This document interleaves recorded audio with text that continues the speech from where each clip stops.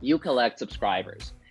Usually it's done by offering an incentive in exchange for people's email addresses. If you don't have their email address, you cannot send them emails. So you cannot do email marketing. So that's why this is step number one. Number two is we have to set up automated messages to welcome new subscribers and to recover abandoned cards. And then number three, we also have to be proactive and engage with those people on a regular basis. We don't want to, have them in our list, welcome them with our messages, but then completely forget about them.